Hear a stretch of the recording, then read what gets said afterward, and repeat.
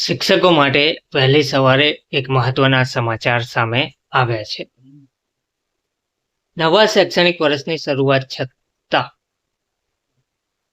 શિક્ષકોની ભરતી કરવામાં આવી નથી, જેના કારણે માધ્યમિક, ઉચ્ચતર માધ્યમિક શાળાઓમાં શિક્ષકોના કરાર રિન્યૂ કરવામાં આવશે તેવું કહેવામાં આવી રહ્યું છે.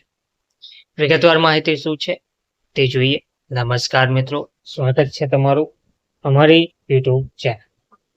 મિત્રો, ગુજરાત રાજ્યની સરકારી અને બિનસરકારી અનુદાનિત માધ્યમિક તેમજ ઉચ્ચતર માધ્યમિક શાળાઓમાં અભ્યાસ કરતા વિદ્યાર્થીઓના વ્યાપક હિતમાં રાજ્ય સરકાર દ્વારા એક મહત્વપૂર્ણ નિર્ણય લેવામાં આવ્યો છે, જેમાં રાજ્યમાં નવા શૈક્ષણિક વર્ષ શરૂ થઈ ગયું હોવા છતાં જ્ઞાન સહાયકોની નિમણૂક કરાઈ ન હોવાથી જ્ઞાન સહાયકોના કરાર રિન્યૂ કરવા આદેશ કરાયો છે. કમિશનર ઓફ સ્કૂલની કચેરી દ્વારા રાજ્યના તમામ જિલ્લા શિક્ષણ અધિકારીઓને સત્તાવાર પરિપત્ર પાઠવીને જ્ઞાન સહાયકોના કરાર રિન્યૂ કરવા અંગે આદેશ આપવામાં આવ્યો છે.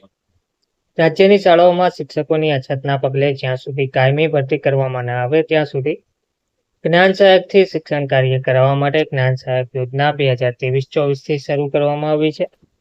શિક્ષણ વિભાગના ઠરાવની શરતો મુજબ જ્ઞાન સહાયકોની કામગીરીનો કરાર મહત્તમ 11 મહિનાનો વેકેશન સિવાયનો રહેતો હોય છે. શૈક્ષણિક વર્ષના છેલ્લા દિવસે આ કરાર આપોઆપ રદ થયેલો ગણાય છે.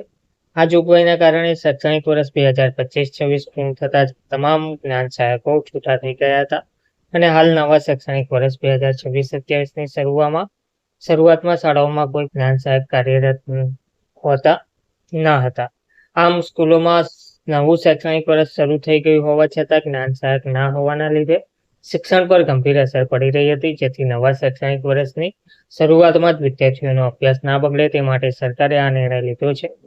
આ અંગે કમિશનર ઓફ સ્કૂલની કચેરી દ્વારા પરિપત્ર કરવામાં આવ્યો છે. પરિપત્રમાં સ્પષ્ટતા કરવામાં આવી છે કે જ્યાં સુધી શાળાઓમાં કાયમી શિક્ષકોની નિમણૂક ના થાય અથવા તો નવા જ્ઞાન સહાયકોની ભરતી પ્રક્રિયા પૂર્ણ ના થાય ત્યાં સુધી વૈકલ્પિક વ્યવસ્થાના ભાગરૂપે વર્ષ 2025-26માં કાર્યરત તમામ જ્ઞાન સહાયકોના કરાર આગામી શૈક્ષણિક વર્ષ માટે રિન્યૂ કરવા માટે આદેશ કરાયો છે.